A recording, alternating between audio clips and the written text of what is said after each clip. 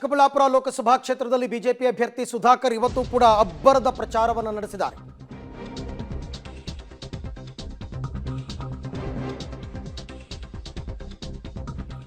ರಂಗೇರಿದೆ ಚಿಕ್ಕಬಳ್ಳಾಪುರ ಲೋಕಸಭಾ ರಣಕಣ.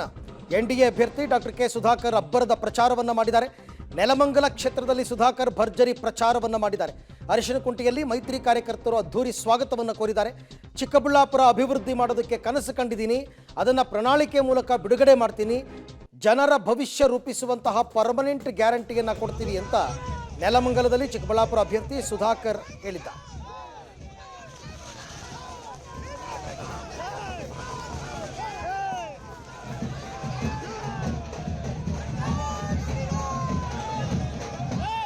ಇವತ್ತು ಚುನಾವಣಾ ಪ್ರಚಾರವನ್ನ ಇವತ್ತು 4 ಹೋಬಳಿಯಲ್ಲಿ ಹಮ್ಮಿಕೊಂಡಿದ್ದೇವೆ.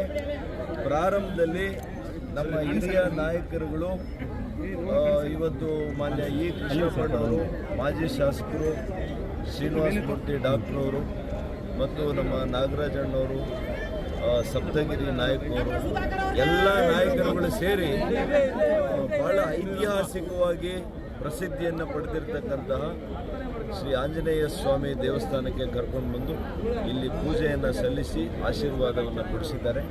ನಾನು ಅವರಿಗೆ ಆಭಾರಿಯಾಗಿದ್ದೇನೆ.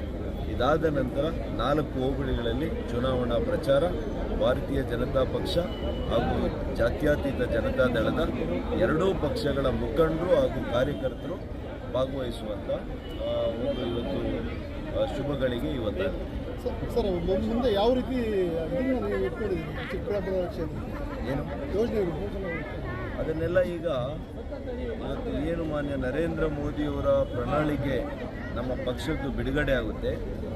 ಅದರ ಜೊತೆಗೆ ವೈಯಕ್ತಿಕವಾಗಿ ಕೂಡ ನಾನು ಒಬ್ಬ ಲೋಕಸಭಾ ಸದಸ್ಯನಾದರೆ ಚಿಕ್ಕಬಳ್ಳಾಪುರ ಲೋಕಸಭೆಯಲ್ಲಿ ಏನು ಮಾಡಬೇಕು, ಏನು ಅಭಿವೃದ್ಧಿ ಮಾಡಬೇಕು ಅನ್ನುವಂಥ ಕನಸನ್ನು ಕಂಡಿದ್ದೇನೆ. ಅದನ್ನು ಪ್ರಣಾಳಿಕೆಯ ರೂಪದಲ್ಲಿ ಬಿಡುಗಡೆ ಮಾಡ್ತೇನೆ. ತಮ್ಮನ್ನು ಎಲ್ಲ ಕೂಡ ಆಹ್ವಾನ ಮಾಡ್ತೇನೆ. ಸರ್, ಕಾಂಗ್ರೆಸ್ ಸಾಕಷ್ಟು ರೀತಿಯ ಪ್ರಚಾರದಲ್ಲಿ ಇದೆ. ಈ ಭಾಗ್ಯಗಳು ಬದುಕು ಕಟ್ಟಿಕೊಡುವಂಥದ್ದು ಅಲ್ಲ ಅಂತೇಳಿ ಜನರಿಗೆ ಅರ್ಥ ಆಗಿದೆ.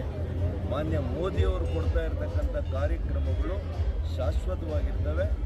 ಅವರ ಭವಿಷ್ಯವನ್ನು ರೂಪಿಸುವಂತಹ ಪರ್ಮನೆಂಟ್ ಗ್ಯಾರಂಟಿ ಬಗ್ಗೆ ಜನರು ಹೆಚ್ಚು ಆಸಕ್ತಿಯನ್ನು, ಒಂದು ಆಶೀರ್ವಾದವನ್ನು ಮಾಡ್ತಾ ಇದ್ದಾರೆ.